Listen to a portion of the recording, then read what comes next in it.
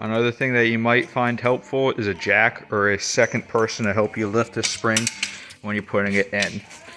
Now I want to start by picking up this spring and putting it underneath the car.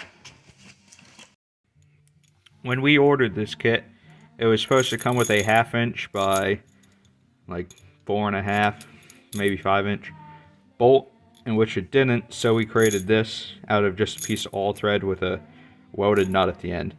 And what that's going to do is it's going to hold this piece right here and the rubber washer, and it's going to run, bolt's going to run through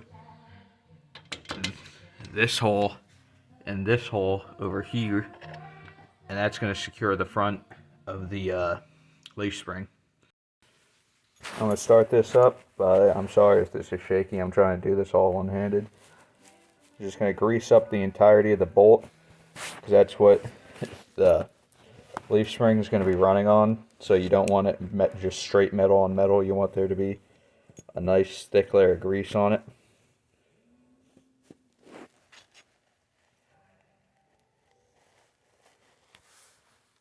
It's going to be inserted through this hole right here, and then, oh boy, you're going to need to lift up the spring into place until the hole lines up and you can push the bolt all the way through. I'm going to be having to cut for this because I can't do this all one-handed. Sorry for not mentioning this earlier, but you're going to want a washer right behind there, and then on the other side you're going to place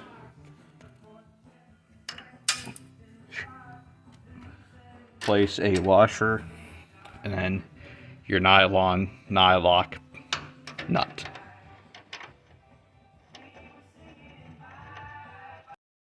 And then what I'm going to be doing is holding that ratchet still and working, or I can just do it like this. I'm going to be holding that wrench still and working this ratchet until that bolt is all the way threaded.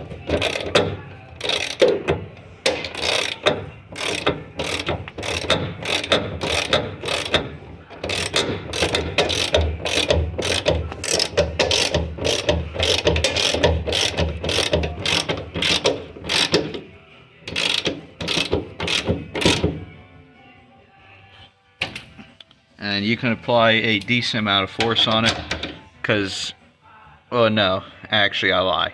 You do not want to, you just want to get them snug and then back it off a little bit. You don't want to apply that much force to it, because you wait until you get the hanger section all together, and then you're going to tighten it down to lock it down.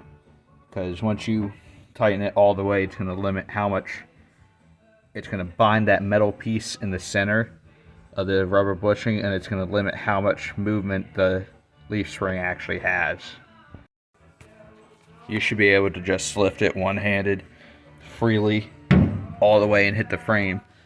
You can tell if it's too tight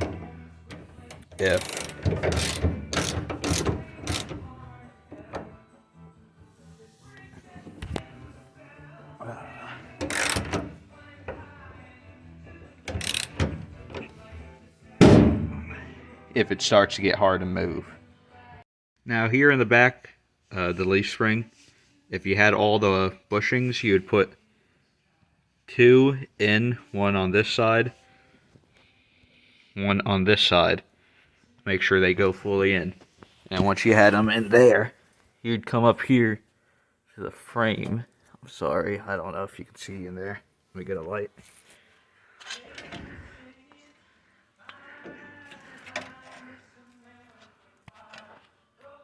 Right in here is where you'd put the other bushings.